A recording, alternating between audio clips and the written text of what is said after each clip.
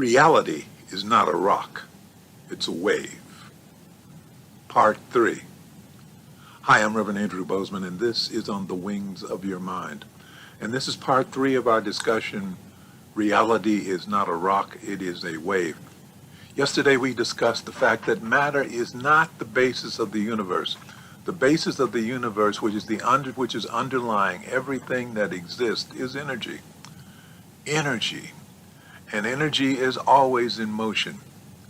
So what we see as solid, or what we perceive as solid, is an illusion because it is actually vibrating energy.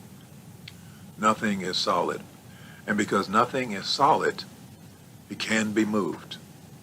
That's why there's this passage in the Bible, in the book of Mark, chapter 11, verse 22 and 24. And Jesus answered them, "Have faith in God. Truly I say to you, whoever says to this mountain, be taken up and thrown into the sea, and does not doubt in his heart, but believes that what he says will come to pass, it will be done. Therefore I tell you, whatever you ask in prayer, believe that you have received it, and it will be yours." Belief in this case is critical. The words, "believe in his heart," tell the story. It is belief that locks your consciousness into the creative consciousness of the universe. Unfortunately, we've been trained to believe that the most effective tool for bringing about change is physical action, not mental action. So for proponents of the physical action, the only way to move a mountain is with bulldozers or dynamite. But actually, physical action is not as powerful or as effective as we'd like to believe. Why? Because the physical manifestation is the end result. By the time you get to the physical manifestation of something, it's already been formed by consciousness. So attacking the physical is often resulting in frustration, conflict, violence, digging in deeper. If there are any changes accomplished through physical action, especially in the affairs of people and society, they're often temporary. Also, changing things through direct physical action creates at the same time other problems that were not expected. That's because direct physical action usually doesn't take into account the other factors that may be contributors to the problem. No problem is as simple as it seems. So too often the changes made are eventually undone. Of course, those who swear by the power of physical action will declare that mental action is weakness and has no power, and therefore should be ignored. Please click on the thumbs up button, and if you haven't already done so, please choose to subscribe. The thumbs up button is below. Remember, I would love to hear your thoughts, comments, suggestions, experiences. And so if you're viewing this on YouTube, the chat box is on the right side of the screen. If you're viewing this on Facebook Live, then the chat box is probably on the left side, but it can be on the bottom, or it can be anywhere. But I'd love to hear your comments and your thoughts. So please share. So let's try to get back down to how reality is actually formed. It's done through consciousness. Through consciousness. The hatred that permeates our world today is a form of consciousness. It's based on concepts and beliefs that are often erroneous, but again, they are forms of consciousness. The physical manifestations around us, the buildings and streets and cars and houses, businesses, jobs, those all came out of consciousness. They didn't spring forth fully formed. They came forth through imagination, through the imagination also known as consciousness. Before they could become a physical reality, they had to go through consciousness first. There's a passage in the Bible that seems cryptic, but it becomes very clear as we apply the knowledge we have now of quantum physics and consciousness. The passage I'm referring to is from the book of John, chapter 1, verses 1 to 3. In the beginning was the Word, and the Word was with God, and the Word was God. He was in the beginning with God. All things were made through him, and without him nothing was made that was made. Let's translate that last line using the concept of consciousness. All things were made through him. All things were made through consciousness. And without him nothing was made that was made. And without consciousness nothing was made that was made. Nothing happens without consciousness. Consciousness is the originator. Consciousness is the basis of all things that exist. We now know that the basis of the universe is energy. Energy transforms into matter. And the basis of energy is consciousness. Consciousness transforms into energy. Universal consciousness, God, infinite intelligence, no matter what you call it, all things come from that consciousness. Without consciousness, nothing exists. So my question is, why would we focus on trying to change that which has already been formed when we can access the power behind it and make the changes there? Why go for the end result that is already formed when we can go back to the origin, and change it there? That's the power we have in consciousness. I have faced situations where I've had to meet with someone who was opposed to my ideas. And rather than only rely on my ability to debate and piles of paper substantiating my side of the story to support my case, I'd go to a higher source. Before the physical meeting, I would hold the meeting mentally. And in that meeting, I would ask for the help of my holy guardian angel.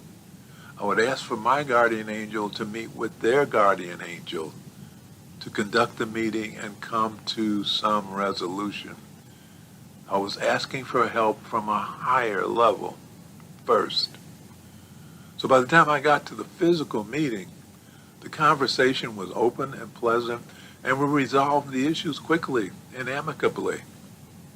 On the other hand, I have been to many more meetings where I did not go to higher levels first, and they were more often than not contentious, emotional, infuriating, and very unproductive. They were unproductive because people get angry when you tell them that they're wrong, even if they are. So they dig into their positions even deeper and fight even harder for their position that is wrong. But by going to their subconscious, by going to a higher level, into their subconscious where their perceptions are interpreted, where their perceptions are formed, and make the changes there. Make the changes there in their subconscious by accessing the higher levels of consciousness. Yeah, then you can make changes. Then you can get your ideas across. Then you can meet amicably. You know, there was a movie recently called Inception. And in Inception, they were using the technology of entering the dreams of other people and implanting a new idea in deep into their subconscious. And so the man they were trying to influence, they went deep into his dreams, very deep level, and implanted the new idea so that he thought it was his idea. They went to a deeper source. We don't have that kind of technology. It's not available to us. But we also don't live in a vacuum. We don't live in a world where everything is separated from everything else.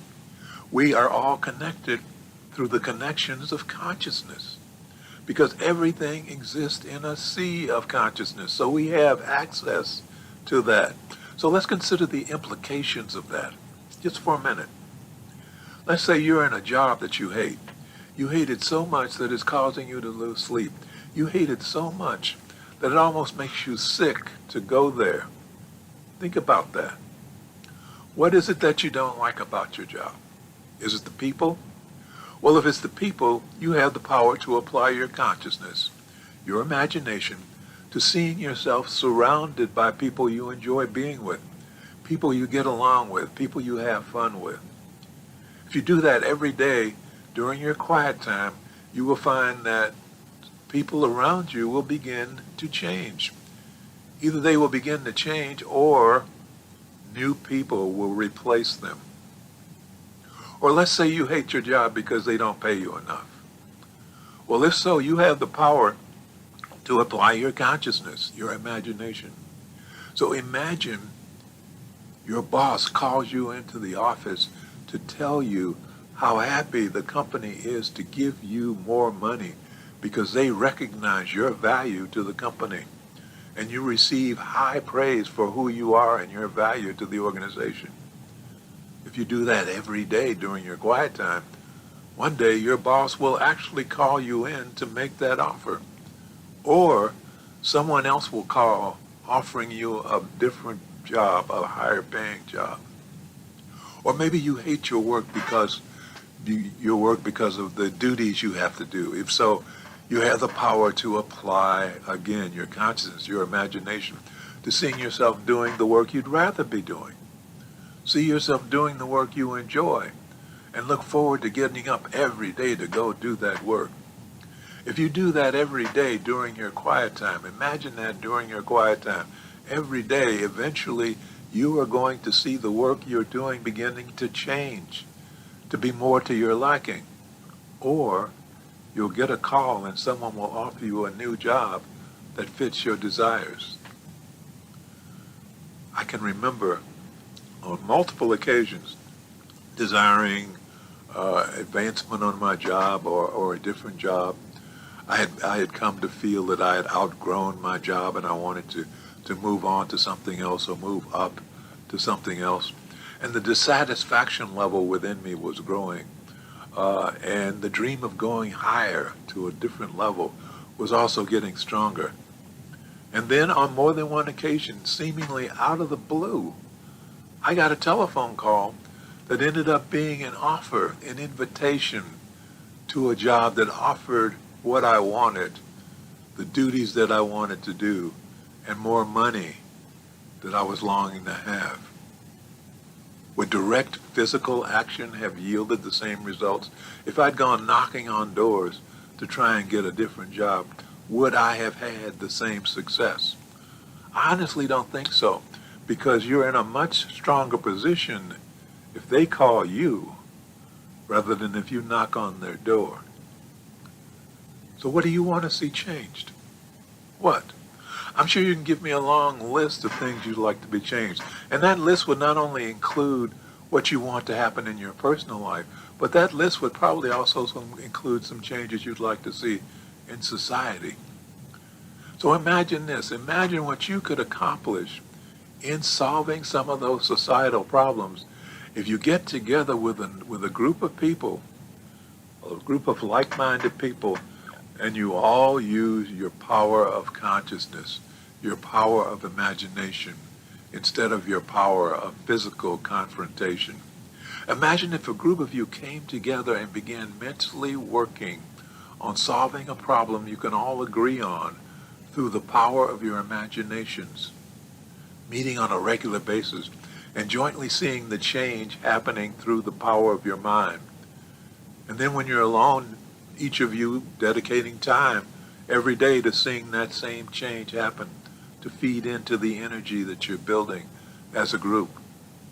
Start on something small and immediate so that you can see the results and also get practice working together. Then as you get better at working together, you can expand your goals to bigger issues where you can bring about peaceful, cooperative change that will have a better chance of lasting longer. You can make that happen. You and a group of people, you'll be amazed at the power you have, the mental power you have as a group of people through your consciousness. And also while you're working with the group, you got your own issues. There are things you want to see changed in your life. So work on finding those as well. Work on finding peace. within yourself. And that peace within yourself will begin to permeate your life. And as that peace permeates your life, you'll see that others around you will begin to change as well as the peace begins to influence their lives as well. Our power is in our consciousness, and our consciousness can change reality. Reality. You do not have to use a sledgehammer to try and break that big rock of reality before you that is blocking your life. Instead, use your consciousness to change the forces that are holding that rock together, and then watch it disintegrate before your eyes. Let's close with prayer. Thank you, Infinite Intelligence, for bringing all of us together in this life so that we may become spiritual warriors and join in the work we have come here to do. Thank you, Infinite Intelligence, for bringing us into this space of awareness and a deeper understanding of ourselves and our relationship to life and infinite intelligence. Thank you for showing us who we really are. We open our minds and hearts to the truth of our being. We are the children of God. We are individualized expressions of infinite intelligence. And because we are part of the greater whole, we're beginning to understand our value to the continuity of life on this planet. And as we become channels of your power, infinite intelligence, we can feel your presence within ourselves and within our lives more and more. We know that as we feel your presence within our lives every day, we will rise, because we are no longer cut off from you by being immersed in the darkness of fear, anger, and the pain of unforgiveness. So we are now restoring our connection through the grace of forgiveness, knowing that as we learn to forgive ourselves for the pain that we have caused to ourselves, and as we learn to forgive those who have inflicted pain upon us, our connections will grow stronger, and our lives will grow happier and healthier and more prosperous. And for this, we are truly grateful. As above, so below. As within, so without. And so it is. Amen. Please click on the thumbs up button. If you haven't already done so, please choose to subscribe. The thumbs up button is below. And I'd love to hear your thoughts, your comments, or your suggestions. So please use the comment section below and let me know what's happening. I look forward to seeing you very soon again. I'd love to chat more with you. So please share your thoughts, share your experiences, share your view. I am Reverend Andrew Bozeman, and this has been On the Wings of Your Mind.